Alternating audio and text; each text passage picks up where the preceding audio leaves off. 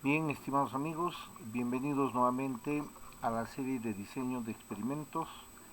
Vamos a continuar con el diseño de bloques completos al azar y ahora vamos a desarrollar un ejemplo para el cálculo del análisis de varianza. Mi nombre es Jorge Guzmán Calla. ¿Cuáles son los objetivos de la presentación? Primero, calcular la suma de cuadrados de un diseño de bloques completos al azar. Segundo, construir el análisis de varianza con los datos del experimento. Tercero, proponer las conclusiones preliminares sobre el análisis de varianza. El diseño bloques completos al azar va a ser desarrollado mediante el siguiente ejemplo, ¿no? Se realizó un experimento para estudiar el efecto de 4 niveles de fósforo y un testigo sin fertilizantes en el cultivo de oxalis tuberosa. Se utilizó un terreno con una pendiente de 0,2% norte-sur. Por tanto, los tratamientos se agruparon en 4 bloques perpendiculares a la pendiente. Los datos en toneladas por hectárea serán los siguientes. Entonces aquí vamos a definir primero los tratamientos. Tenemos 5 tratamientos comenzando de 0 a 200 kilogramos de fósforo por hectárea. El tratamiento 1, que corresponde a 0 kilogramos de fósforo, corresponde al testigo y tendríamos los niveles de fósforo desde 50 a 200 con intervalos de 50 kilogramos de fósforo. ¿Cuál es la variable de respuesta? Nuestra variable de respuesta es el rendimiento por hectárea y vamos a tener para el control de la fuente de variación, que en este caso es la pendiente de 0,2% norte-sur, vamos a utilizar 4 bloques que se van a colocar perpendiculares a la pendiente. Bien, ¿cuáles son los resultados? Los resultados del experimento van a ser los siguientes. Aquí tenemos en el cuadro 1 los rendimientos de oca por tratamiento en toneladas por hectárea. Estamos viendo que en las columnas se han organizado los tratamientos desde A1, que corresponde a 0 kilogramos por hectárea, A2 a 50 y así sucesivamente hasta llegar a A5 con 200 kilogramos por hectárea de fósforo. En las hileras tenemos los bloques, el bloque 1 hasta el bloque 4 con sus correspondientes totales. Entonces, si se fijan, en la parte marginal de la tabla de la matriz vamos a tener los totales, tanto para las columnas que corresponden a tratamientos como para las hileras. Y aquí en un color café claro tenemos el valor de 202,5 que corresponde al gran total, que es la sumatoria de los totales de todas las observaciones del experimento. Aquí al lado he puesto una matriz donde vamos a observar la notación puntual.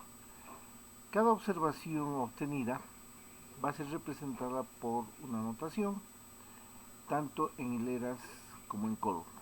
En el primer caso tenemos para la primera columna y la primera hilera vamos a tener un valor de Y11. Este valor de Y11 representa al rendimiento de la parcela, que es 3,5. Y así sucesivamente cada uno de los rendimientos va a tener una representación matricial, llegando hasta la columna 5 y la hilera 4, que va a ser Y54. Nuevamente, en el margen de la matriz ustedes van a ver una notación donde aparecen puntos. Esta notación puntual se refiere justamente a los totales, en el caso de las columnas, los totales de los tratamientos. Por ejemplo, el Y1 punto representa al total del primer tratamiento, el Y2 punto al total del segundo tratamiento. ¿Y por qué se utiliza punto? Justamente porque esto nos va a permitir indicar que los bloques están sumados. No se olviden que Y tiene dos subíndices, I y J. I corresponde a tratamientos y J corresponde a bloques. Por lo tanto, en este caso estamos sumando 4 bloques y en la posición de J vamos a tener un punto. ¿Qué pasa con los totales de bloques? Los totales de bloques nos muestran que va a ser Y.1. ¿quién está sumado? En este caso está sumado los tratamientos. Por eso que para el subíndice I, que corresponde a tratamientos, tenemos un punto. Y J tiene el valor de 1, por lo tanto corresponde al bloque 1. Así vamos a ir sacando los totales de los bloques, ¿no? Entonces la diferencia es, para tratamientos, 1 punto, 2 punto, etcétera, hasta 5 puntos, y para bloques, punto 1, punto 2, punto 3, punto 4. ¿Qué pasa si sumamos todas las observaciones de la matriz? Vamos a tener un Y punto punto. El Y punto punto indica el gran total, que en este caso sería 202,5, y representa la sumatoria de todas las observaciones del experimento, comenzando de Y11, terminando en Y54. Pasamos a la siguiente. Aquí vamos a observar con más detalle la notación puntual, que es importante para que podamos hacer los cálculos posteriores del análisis de varianza. Tengo la misma matriz, sin embargo vamos a aclarar que Y sub J es una observación cualquiera. Si se fijan, Y tiene dos posiciones, dos subíndices, I y J. I corresponde a tratamientos, J corresponde a bloques. Por lo tanto, si sumamos la primera columna, vamos a tener Y1 punto. Este Y1 punto, que es el total del primer tratamiento, va a ser la sumatoria de 4 bloques, del 1,1, 1,2, 1,3, 1,4. Si utilizamos notación estadística, vamos a tener que el total de tratamientos va a ser, para cualquiera de ellos, Y punto, la sumatoria del Y y J, desde que J es igual a 1 hasta 4. Estamos sumando 4 valores para la primera columna, y así sucesivamente para todos los tratamientos. ¿Qué sucede si tomamos la notación para bloques? Para bloques vamos a tener un Y.1, que corresponde a la sumatoria de 5 tratamientos. O sea, los totales de los tratamientos del bloque van a ser sumados, son 5 valores, y va a ser Y11, 21, 31, 41 y 51. Estos 5 valores nos van a dar el total del primer bloque, y así sucesivamente hasta completar todos los bloques. Entonces, si hablamos en notación estadística, vamos a tener que el total de bloques Y.J va a ser igual a la sumatoria de Y y J desde que I es igual a 1 hasta que I es igual a 5. Bien, ¿y qué pasa con el gran total? Hemos dicho que el gran total va a ser la sumatoria de todas las observaciones del experimento, todas las que están en celdas blancas, y la fórmula va a ser igual a la doble sumatoria de Y y J desde que I es igual a 1 hasta que I es igual a 5, J igual a 1 hasta J igual a 4. Entonces aquí tenemos la notación que vamos a utilizar posteriormente en el análisis de varianza. Bien, a manera de repaso podemos decir que la varianza es definida como la sumatoria de la desviación de las observaciones respecto a la media al cuadrado entre los grados de libertad.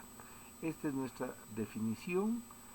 Se sabe que la varianza es una medida de dispersión y se calcula de la siguiente forma. Entonces, para ir un poco viendo las fórmulas de cómputo, podemos decir que la varianza desarrollada, si desarrollamos el numerador, que es un binomio de Newton, vamos a tener que es igual a la sumatoria de las observaciones al cuadrado menos el gran total, este Y punto punto, que es el total de todas las observaciones al cuadrado, entre n, entre los grados de libertad. Entonces hemos desarrollado el numerador, y en términos de análisis de varianza vamos a decir que el numerador se llama la suma de cuadrados de Y, que está dividida entre los grados de libertad. Entonces, para nuestro caso, la suma de cuadrados de Y va a ser igual a la sumatoria de las observaciones al cuadrado, de todas las observaciones al cuadrado, menos el gran total al cuadrado entre n. Este gran total al cuadrado se va a llamar término corrector. Ese es el nombre que le han puesto. Entonces, para nuestros cálculos siempre vamos a comenzar por el término corrector. Este término corrector se refiere al gran total al cuadrado entre el número de observaciones. Gran total al cuadrado entre el número de observaciones. Entonces vamos a partir de este concepto. No se olviden que la varianza es la suma de cuadrados entre los grados de libertad y la suma de cuadrados es la sumatoria de las observaciones al cuadrado menos un término corrector. Bien, entonces vamos a partir de nuestro modelo, que va a ser y y j igual a la media más beta más alfa más un error, y aquí tenemos el cálculo de las sumas de cuadrados, comenzando por y y j, que va a ser la suma de cuadrados del total. La media no tiene suma de cuadrados, es 0. Beta va a tener la suma de cuadrados de beta, suma de cuadrados de alfa, más la suma de cuadrados del error. Bien, si desarrollamos las fórmulas, vamos a tener que el término corrector, como dijimos antes, va a ser el gran total al cuadrado entre el número de observaciones. En este caso, el número de observaciones está representado por A, que son 5 tratamientos, y B, que son 4 bloques. Por lo tanto, voy a elevar al cuadrado 202,5 de la tabla original al cuadrado entre 20, que es el total de número de parcelas. Ese valor va a ser 2050,3. Calculamos la suma de cuadrados del total. Vamos a tener que la fórmula es la doble sumatoria de y y j al cuadrado menos el término corrector, que ya está calculado en la parte de arriba. ¿A qué se refiere esta doble sumatoria? Se refiere a la sumatoria de cada observación del experimento al cuadrado menos el término corrector. Entonces, cuando veamos ya la parte del Excel, vamos a ir viendo el desarrollo de toda esta parte numérica y comprobando los cálculos que tengo hechos a mano aquí. Luego vamos a tener la suma de cuadrados de beta, que va a ser igual a la sumatoria de punto J. Estamos utilizando ya la notación puntual simplificada para poder expresarnos respecto a los totales, tanto de bloques como de tratamientos. En este caso, la suma de cuadrados de beta va a ser la sumatoria de y.j al cuadrado entre el número de tratamientos menos el término corrector. Aquí tenemos las operaciones y el total va a ser 39,3. Luego tenemos la suma de cuadrados de alfa. No se olviden que hay notación puntual y punto se refiere al total de tratamientos. Y punto se refiere al total de tratamientos elevado al cuadrado, y en sumatoria debemos dividir entre B, que es el número de bloques, menos el término corrector. Estas operaciones nos van a dar igual a 341,3. Y finalmente vamos a tener la suma de cuadrados del error, que va a ser igual a la suma de cuadrados del total menos suma de cuadrados de beta menos la suma de cuadrados de alfa, y va a ser un despeje de la fórmula de suma de cuadrados que tenemos en la parte superior.